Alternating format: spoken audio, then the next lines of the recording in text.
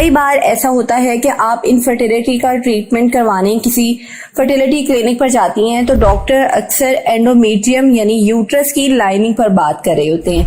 तो एंडोमेट्रियम की जो लाइनिंग होती है ये क्या चीज होती है जिसको बार बार अल्ट्रासाउंड पर चेक किया जाता है और फर्टिलिटी ट्रीटमेंट में इसका क्या रोल है। Everyone, this is me doctor Abira Ali, gynaecologist, and welcome to my YouTube channel.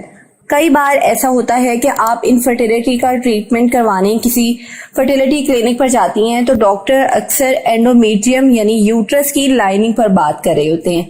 तो एंडोमेट्रियम की जो लाइनिंग होती है ये क्या चीज होती है जिसको बार बार अल्ट्रासाउंड पर चेक किया जाता है और फर्टिलिटी ट्रीटमेंट में इसका क्या रोल है। मरीज कई बार हमारे पास आके कहते हैं कि हम जो पहले ट्रीटमेंट करवा चुके हैं तो हमें ये बताया गया है कि हमारे यूट्रस की लाइनिंग अच्छी नहीं है।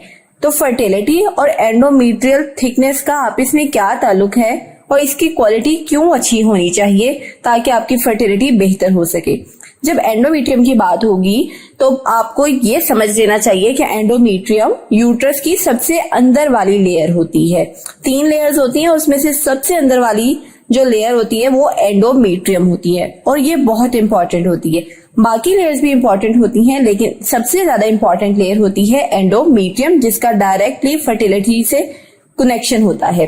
और फर्टिलिटी ट्रीटमेंट में एंडोमेट्रियम लाइनिंग का एक इम्पॉर्टेंट रोल है। इसे बार बार चेक किया जाता है, इसकी थिकनेस को देखा जाता है।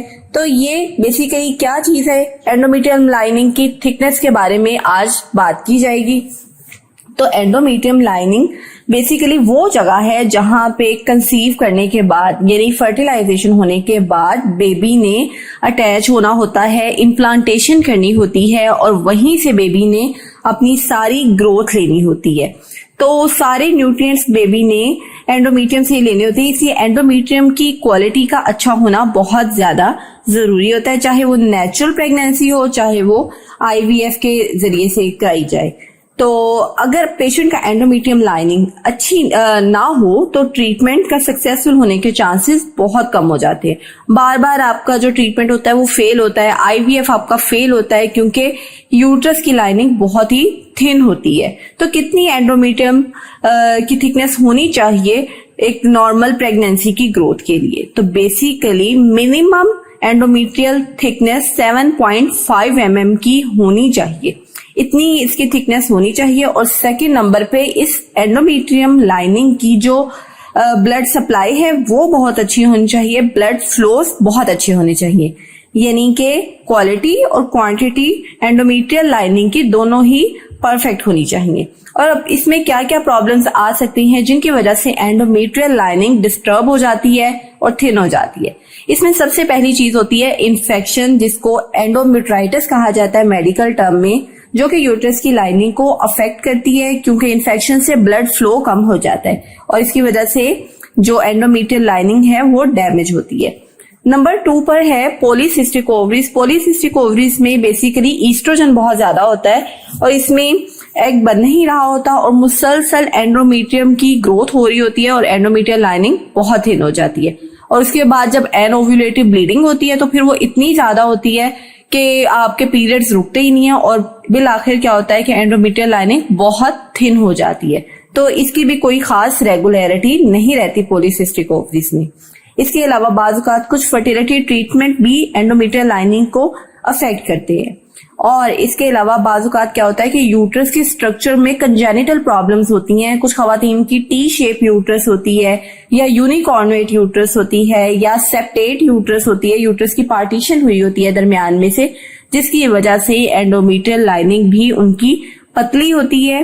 तो इसके अलावा क्या होता है कि अगर यूट्रस में कोई पहले सर्जरी हुई हो, कोई फाइब्राइड की सर्जरी हुई हो, तो इस वजह से भी एंडोमेट्रियल लाइनिंग थिन हो सकती है।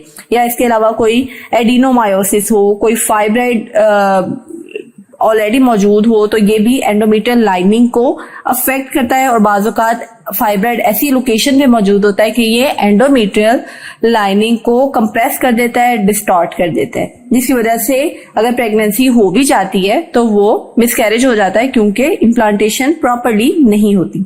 बाज़ क्या होता है आपकी मिसकैरेज की वजह से कोई DNC हुई होती है, तो इसमें क्या होता है कि एक्स्ट्रा आपकी क्यूरेटिंग जब की जाती है तो आपकी यूट्रस की दोनों वॉल्स आपस में चिपक जाती हैं और एंडोमेट्रियल लाइनिंग बहुत थिन हो जाती है, एडहियंस बन जाती हैं। इसको एशरमैन सिंड्रोम भी कहा जाता है। तो इस तरह से आपकी एंडोमेट्रियल लाइनिंग इफेक्ट हो सकती है। तो अगर आपने जो फर्टिलिटी ट्रीटमेंट करवा रही हैं आप, उसके वर्कअप के दौरान आपको पता चल जाए कि आपकी एंडोमेट्रियल लाइनिंग की थिकनेस कम है और ब्लड फ्लो भी कम है, तो आपका डेफिनेटली फर्टिलिटी ट्रीटमेंट के सक्सेसफुल होने के चांसेस बहुत कम हैं और कोई फायदा नहीं है आपको इतनी स्टिमुलेशन देने का, आपको इतने हैवी इंजेक्शंस देने का और इतने महंगे ट्रीटमेंट्स का। तो बेहतर ये है कि एंडोमेट्रियल लाइनिंग की जो थिकनेस है पहले उसको इम्प्रूव किया जाए। तो ऐसे साइकिल फिर कैंसिल हो जाते हैं जब पता चलता है कि एंडोमेट्रियल लाइनिंग ही अप्रोप्रिएट नहीं है, तो कोई जरूरत नहीं होती फर्टिलिटी ट्रीटमेंट को आगे चलाने की। पहले लाइनिंग को हमने बेहतर करना है। कैसे बेहतर कर सकते हैं?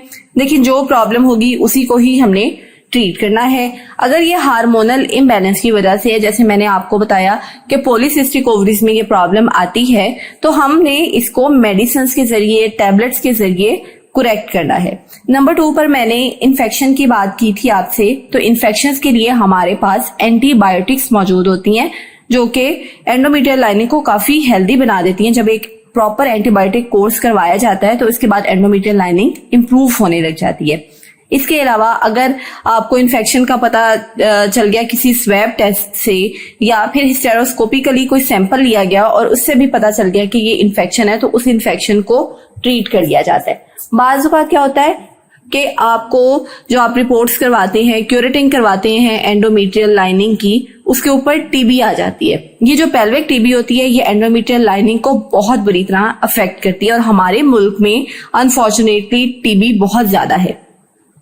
तो इसको ट्रीट करने की जरूरत है। जैसे ही आपको टीबी का ट्रीटमेंट स्टार्ट करवाया जाता है तो आपकी एंडोमेट्रियल लाइनिंग बेहतर होने लगती है, इसकी क्वालिटी अच्छी होने लगती है। तो अगर बार बार आपकी आईवीएफ फेल हो रही है तो हो सकता है आपको पेल्विक टीबी हो और ये कोई अनडायग्नोज्ड ट्यूबरकुलोसिस का केस हो।